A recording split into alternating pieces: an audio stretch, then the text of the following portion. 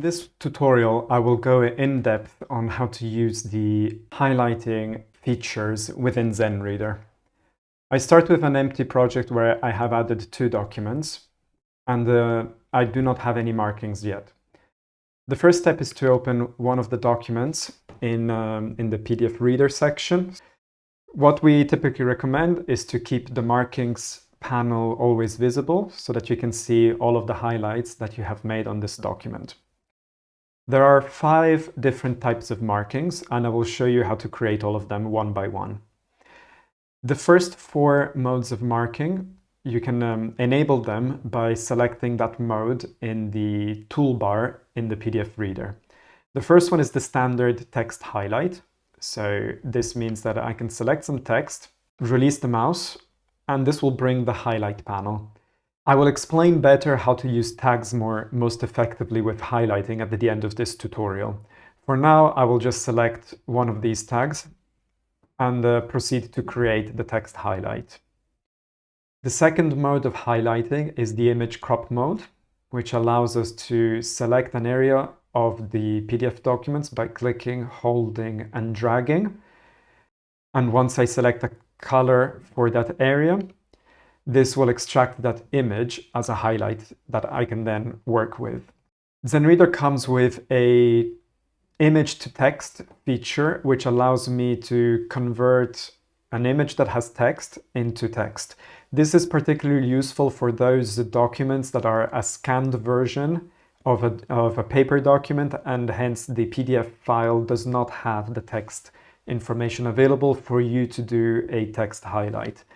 I will show you an example of how this works. Once I choose the highlight mode, I can go to an area of the document, select a section that has the text that I wish to convert from the image. Once I release, I proceed and create a highlight as usual.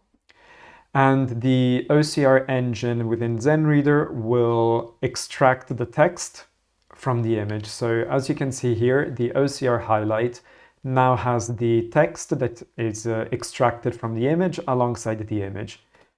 In case there's some mistakes in the conversion, you can head into the Edit Highlight, which allows you to fix any text issues or paraphrase that content. I will now show you the 4th mode of adding highlights and notes. I can choose to add a new note on this page by clicking the New Note button here in the Marking side panel. This will allow me to simply add my own comments and thoughts on this page by typing in the box here. The 5th marking is the equation extraction.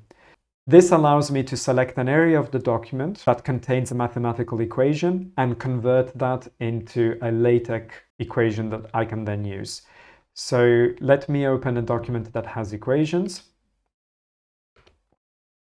Let's find an equation, and I drag an area around that equation, choose a tag, and the Zenreader communicates with MathPix OCR.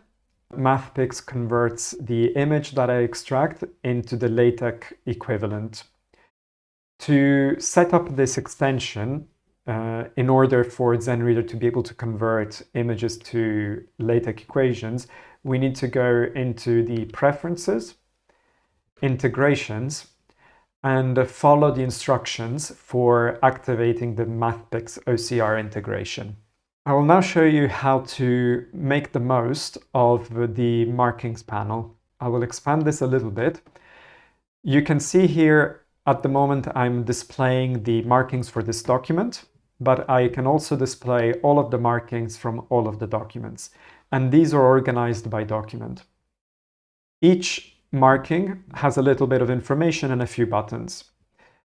The icon here at the top is the principal tag that has been used for this highlight. And I can click here and switch the tag for this highlight or switch the color of this highlight. The name of the document appears at the bottom in light gray. The page number appears in the title.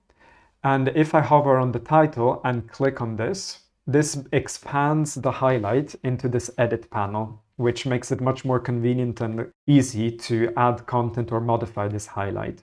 The main content of the highlight appears just after, followed by a few icons. The first icon allows me to hide or show additional tags. So let's proceed and add an additional tag for this highlight. So this highlight now is principally tagged with theory, but I also want it to appear under the methodology label. And so by clicking the hide tags, I can show or display these additional tags.